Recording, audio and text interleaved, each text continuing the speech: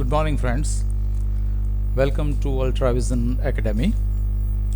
Now, this is our first lecture in computer subject for standard 12 English medium. First of all, we will discuss the various topics that we have to study in 12th science. First of all, we have to study about advanced HTML and Composer. HTML is a language that is used to create web pages on internet, and Composer is an open source software in which we can create web pages very easily without writing code. So that is the benefit of Composer. So we have to study that. Another thing that we have to study, that is CSS. Remember, CSS means cascading style sheet. HTML is a very primary language, so very few facilities are given in HTML. So if you want to give special formatting, then you can use CSS. So it is a style sheet. The third one that we have to study here, that is JavaScript. And nowadays the most popular language is JavaScript. So several different works that we cannot do using only HTML, that we can perform using JavaScript. So we have to study that. Then we have to study about e-commerce. E-commerce means how electronic transactions are performed on internet platform. And we have to create e-commerce website also, our own e-commerce website that we have to create. Then we have to learn about m-commerce. Nowadays this is becoming more popular than e-commerce. M-commerce means mobile commerce. At last, we have to study about object-oriented programming technique. So first of all, we will study what is object-oriented programming, and then we have to study a language that is known as Java, and Java is based on object-oriented technique. So in Java we can create various types of programs. So all these are the topics that we have to study in 12th standard computer subject. We will see one by one all these topics. So first we will start from our chapter number 1, that is creating HTML forms using Composer. See, we don't need to write the entire coding of HTML. Composer provides all the coding, and we can create web pages very easily in Composer. So that we have to study. But before that, we must understand what is HTML. You know, the full form of HTML is Hypertext Markup Language. So this is a language that is used to create web pages on internet.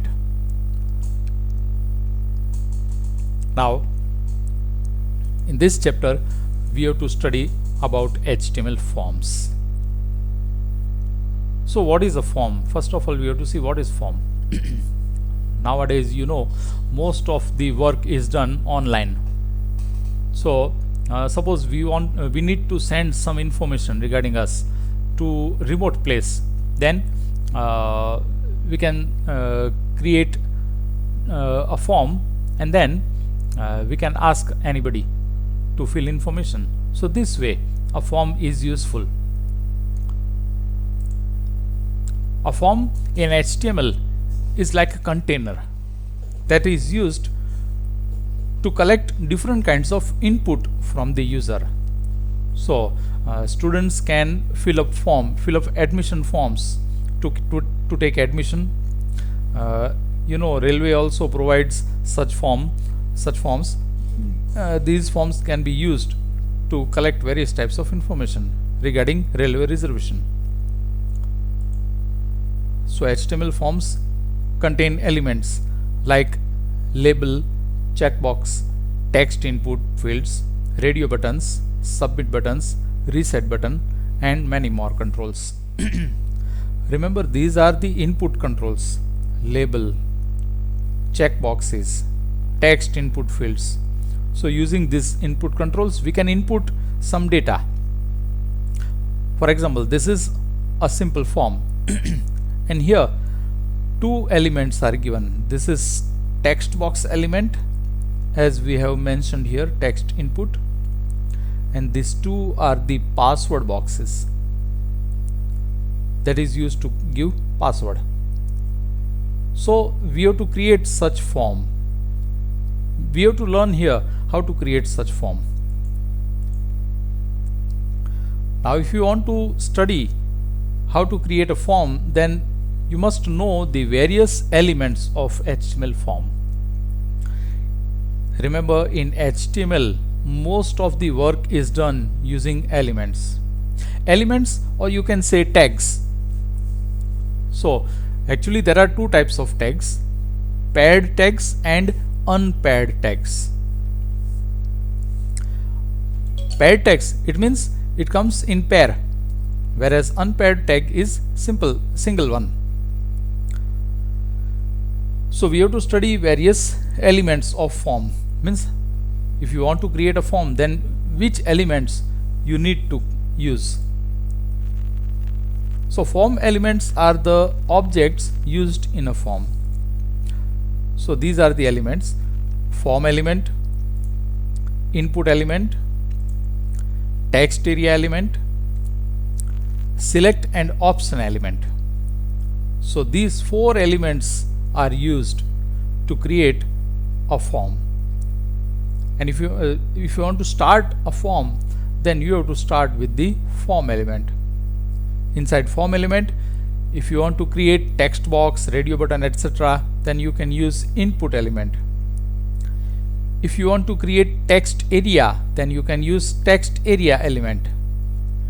And same way, if you want to create a drop down menu, or you can say pull down menu, then you can use select and option element. These two different elements are there. So we will start studying one by one. The first one is form element.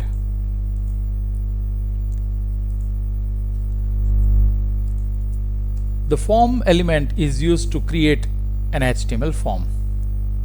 So if you want to create HTML form, then you have to use form element.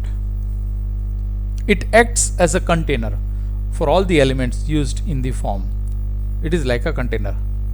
It is because this HTML form element is a paired element. It means starting and ending, both the things you have to give. And remember, whatever information you write in between less than and greater than sign, or you can say triangular bracket, then it is known as a tag in HTML. So this is form tag, or you can say form element. It is paired tag. So at the end you have to give /form to complete the form tag. So it is like a container, form element and /form element. So if you want to start form, if you want to start creating form, then you have to give form element, and at the end you have to give /form element to complete the form. So this is form element. Inside form element you can create various input controls like text box, password box, etc. And then at last you have to give /form. So this is the way you can create a form. Now here some extra information is given inside form tag. So before completing the triangle bracket, or you can say greater than sign, you can give some information, you can give some extra information. For example, here it is written action is equal to register.html. Same way another thing written, method is equal to post. Remember, this is known as So now we will see how these two attributes work. Action is equal to register. Action is attribute that is used to determine where to send the data, and method attribute determines how to send the data. We will see one by one these two elements. Actually, there are three attributes in form element, but here we have to discuss about two: action and method. The third one is name attribute, but that is very common. For each and every object, whatever object you create on screen, you must give a name. So that is common. Without giving any name, you cannot use a particular element. So that is why name is compulsory. The other two attributes of form element are action and method.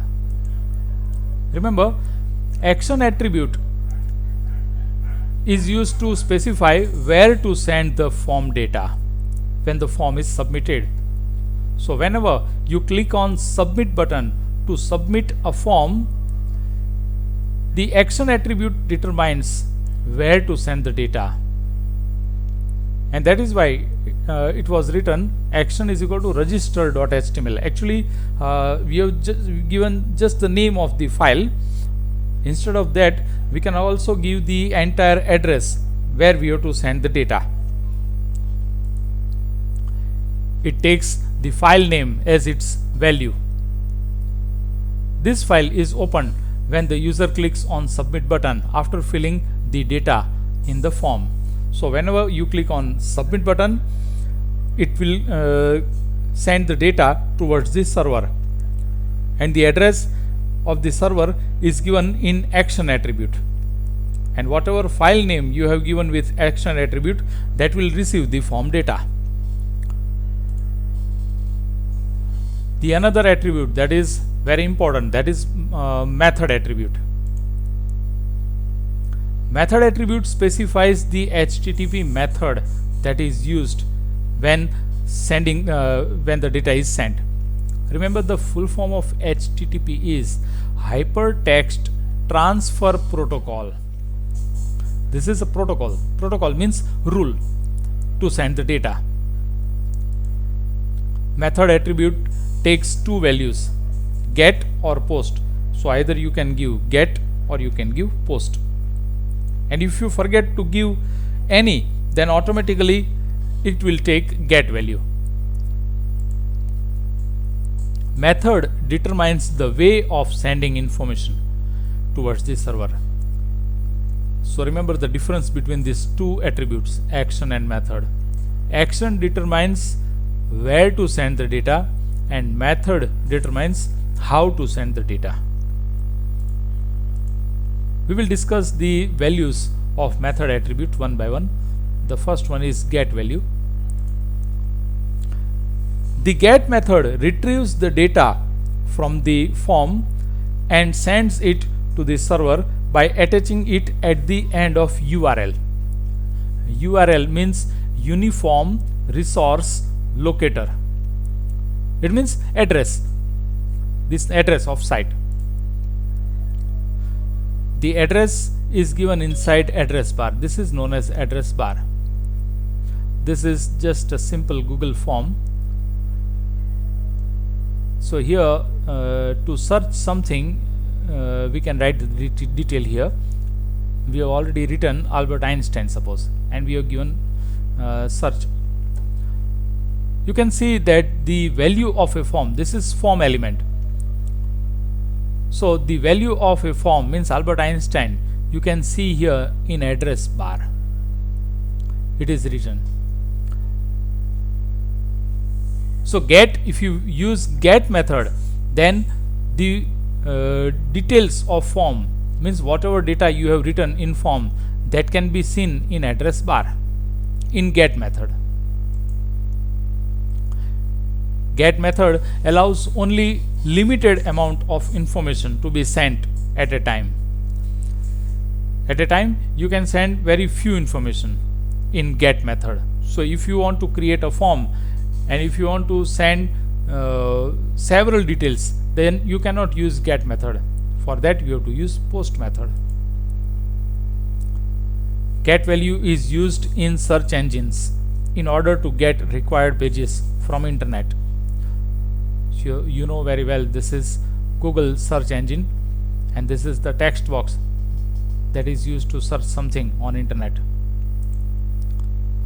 The default value of method attribute is get. It means if you forget to give either get or post value, then automatically it will take get value as default. For example, form method is equal to get. This is the way of using get method. Another is post value. In post method, the data is sent as a block through the HTTP transaction. So you cannot see the form data in address bar. Address bar ma dekhashe nahi. The data is included in the body of the request. Post method does not have any restriction on data length.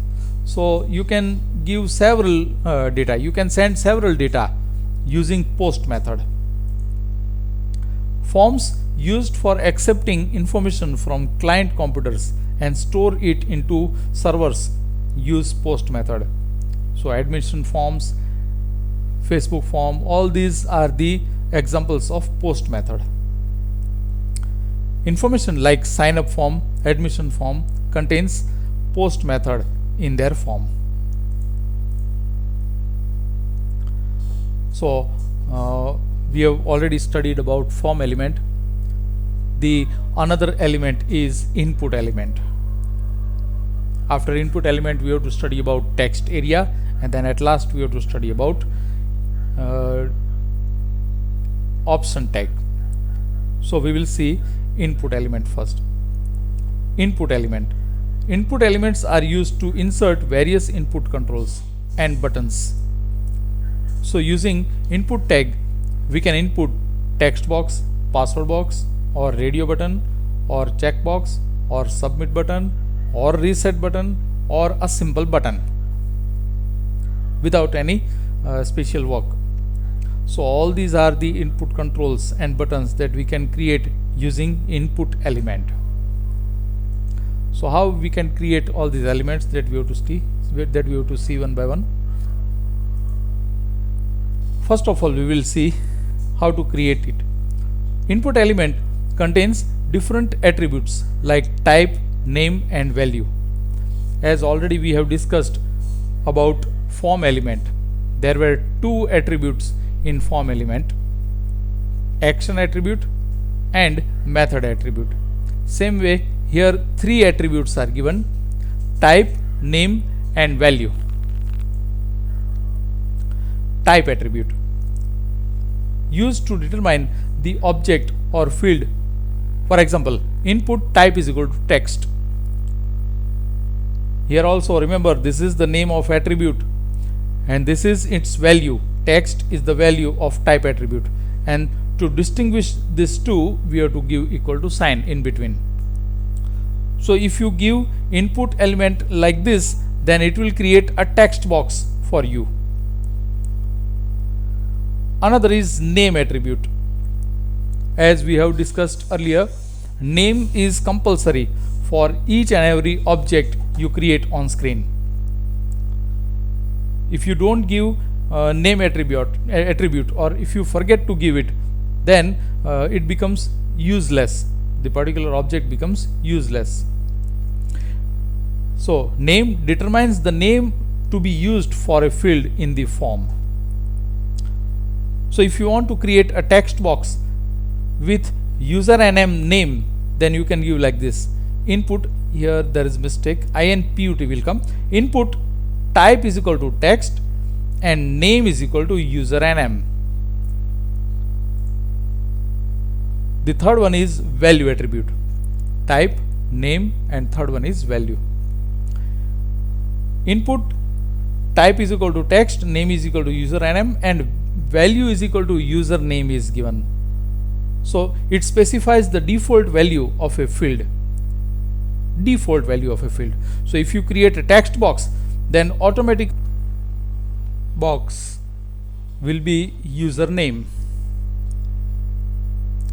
So now we will see how to create all these elements using input control.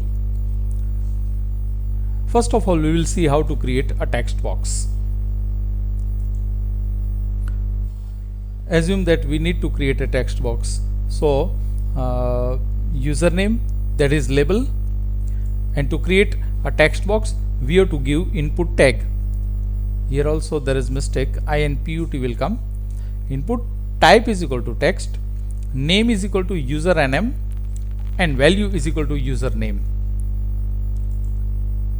So it will create a text box like this.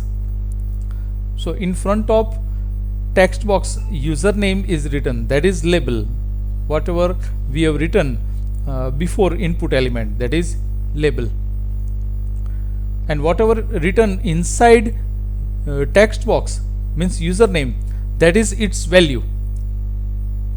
So here we have given value is equal to username. So username it shows inside text box.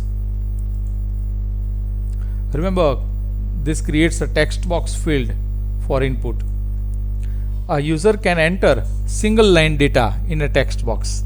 It means we cannot write several lines here. We have to write in a single line. Its default value is 20 characters. Means you can see 20 characters at a time, but we can write several characters in a single input control tag, means in a single text box. Its maximum length to write text is 256 characters actually. Another one is password box. So if you want to create a password box, then you have to give label, suppose enter password, then input type is equal to password, name is equal to pass1. Remember, if you want to create a password box, then you have to give type is equal to password. So type is equal to password actually creates a password box. Name we can give anything. So here the name is given pass1, doesn't matter. So it will create a password box like this. Enter password, that is label, and password box is created. So this creates a password box field. A character typed inside the password box is converted into non-readable characters. It means it just shows some special sign here whenever you write something inside password box. It doesn't show the actual character. It hides the actual characters what we have written. The third one is radio button. So this is a radio button. There are two radio buttons given here, and this is gender option. So if you want to create something, if you want to specify some information, then you can also use radio buttons, and among the group of radio buttons it allows only one radio button to be selected at a time. If you click on male radio button, then this will become active. If you click on female radio button, then it will select this first male option. So any one option can be selected among the group of radio buttons. So gender, that is the label. If you want to create a radio button, then you have to give input type is equal to radio. Remember, type is equal to radio creates a radio button. Name is equal to gender, and value is equal to male. And at last, whatever it is written here, that will get displayed after the radio button. Another radio button that is created. Input type is equal to radio, name is equal to gender, value is equal to female. Any one radio button can be selected at a time from group of radio buttons. Remember, only one option we can select. It shows a black dot sign when a particular radio button is selected. So if you click on male radio button, then it will show you such circle, black dot. If you click on female option, then here it will show you such black dot. But here male option gets deselected. Next is checkbox. Now if you want to select several options among the given options, then you can use checkbox. So here suppose hobbies option is given. So we need to select either any one or all the options, then we can use checkbox. It is also possible to deselect all the options here. So select your hobbies, that is label. And if you want to create a checkbox, then remember inside input element you have to give type is equal to checkbox, checkbox. Name and value, whatever you need, you want to give, you can give. Same way another checkbox is given, that is for reading. So this way we can create a checkbox. Remember, multiple checkboxes can be selected at a time. Next is submit button. And submit button is used to send the form data towards the server. Submit button is used to send the form details towards the server. For example, input type is equal to submit. So remember, if you want to create a submit button, then you have to give type is equal to submit. If you want to create text box, then you have to give type is equal to text. If you want to create a password box, then you have to give type is equal to password. If you want to create radio button, then you have to give type is equal to radio. For checkbox, you have to give type is equal to checkbox. Same way, if you want to create a submit button like this, then you have to give type is equal to submit. Name कुछ भी दे सकते हैं. Value is equal to submit is given here, and whatever detail you write in value attribute, that will be displayed on radio submit button, on this button. Same way another is reset button. Clicking on reset button clears the form details and loads the form with its default values. It means it clears the form details. For example, input type is equal to reset. Remember, type is equal to reset creates a reset button. Name कुछ भी दे सकते हैं. Value is equal to reset is written here, so it shows reset on button. We can also create a simple button. Input type is equal to button. If you want to create a simple button, then you can give type is equal to button, and value is equal to OK return, so it will display OK on button.